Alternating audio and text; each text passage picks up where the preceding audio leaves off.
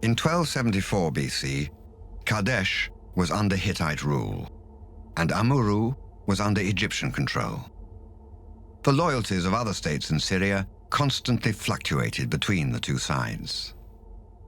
But Kadesh was the most strategic city in Syria, and it marked the border between the two powers.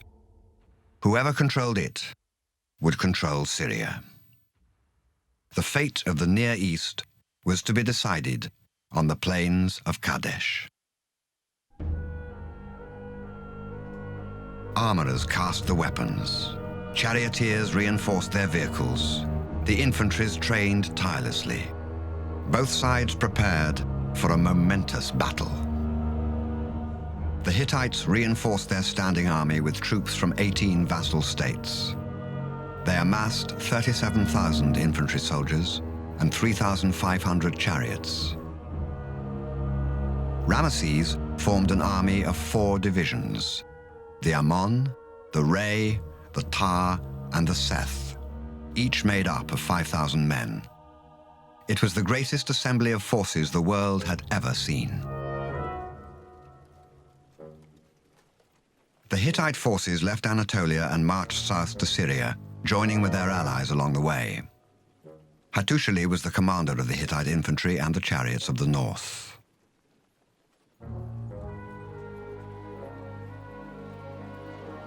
Ramesses led his Ammon division north up the coast of Palestine. But in his haste to face the Hittites, Ramesses made a tactical error. He increased the distance between him and the Tar and Seth divisions. In case of an attack, he could only rely on the Re and his own Ammon division, just half his total force.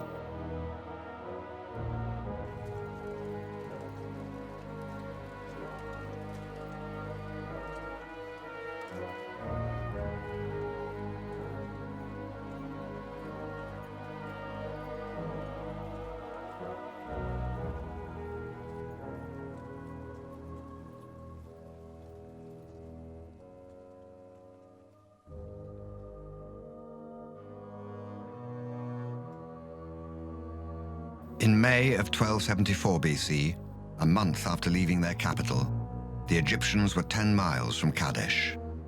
They were now in enemy territory. But the Hittites were nowhere to be seen. As Ramesses prepared to cross the Orontes River at Shabtuna, his forces captured 2 Bedouins. Under interrogation, they claimed that the Hittite army was located 100 miles further north at Aleppo, and that, intimidated by Ramesses, they were fleeing back to Hattusha. The Bedouins were lying. The overconfident Ramesses committed a second tactical error. The next day, he crossed to the north bank of the river and once again split his forces.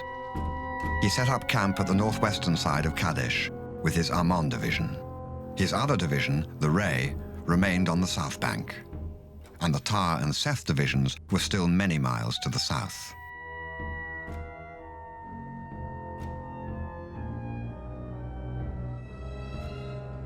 As Ramesses' royal pavilion was erected near Kadesh, his troops captured 2 Hittite spies. Under torture, the spies talked. Behold, the ruler of Hatti has already come, together with the many foreign lands that he brought as allies. See, they are poised, armed, and ready to fight behind Old Kadesh. The Hittite army was actually south of the river and ready to attack the Re division. Ramesses had been fooled. The pharaoh quickly dispatched 2 officers to warn the Re division, which was still marching towards his camp. But they were too late.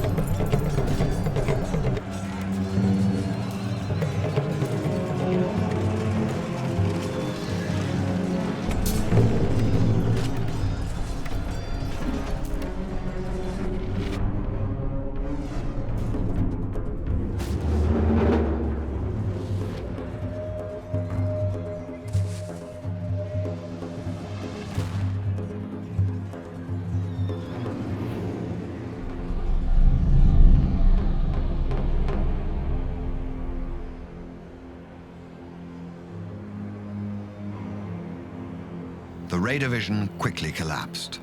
Survivors rushed towards Ramesses' camp in panic with the entire Hittite army in pursuit. Only the Ammon division stood between the Hittites and total domination of Syria. Hattusili and his brother were confident of the outcome.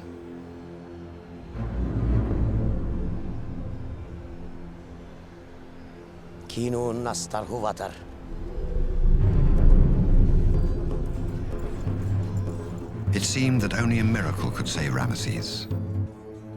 And one did. The pharaoh was able to hold his flanks. The vassal soldiers, so crucial for the Hittite strength, broke ranks.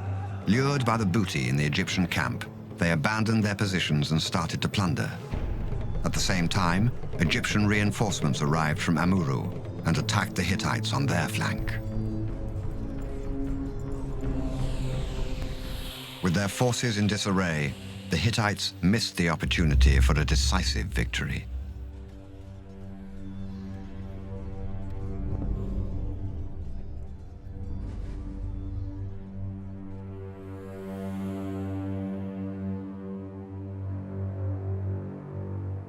Both sides suffered heavy losses. At the end of the day, I think there was a stalemate between the Egyptians and the Hittites. You see, the Hittites have lost most of their chariots, and the Egyptian infantry was in a bad shape. On the other hand, the Egyptians kept their chariots, and the Hittites had their infantry almost intact.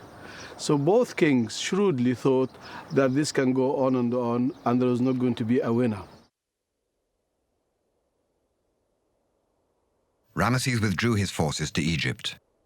With their chariots immobilized, Muwatalli and Hattusili could not pursue the pharaoh. Although the Hittites missed their chance for total victory, they had destroyed half of the Egyptian army at Kadesh. Shortly after, the Hittites recaptured Amurru and Abba, the site of modern Damascus, re-establishing Hittite rule in the region. Tensions, however, would remain high for the next 16 years. The Battle of Kadesh discouraged the Egyptians to continue a policy of expansionism. For Ramses personally, most likely it ended a dream of fame and prestige.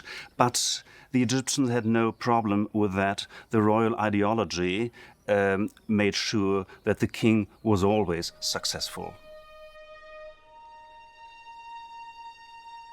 After the confrontation with the Hittites, Ramesses adorned the walls of his temples at Karnak, Luxor, Abydos, and Abu Simbel with reliefs depicting his version of the battle.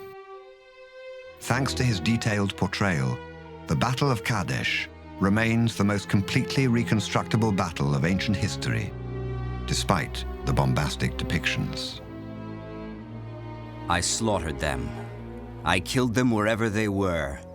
And one called to other, "This is no man who is among us. This is Seth the Mighty. Baal is in his limbs. His deeds are not the deeds of a man. Never before has one man alone, without foot soldiers and chariots, defeated hundreds of thousands."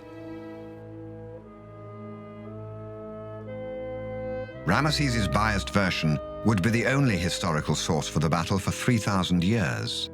But the Hittite tablets, excavated in Hattusha in the 20th century, painted a more accurate portrayal of the battle and its aftermath.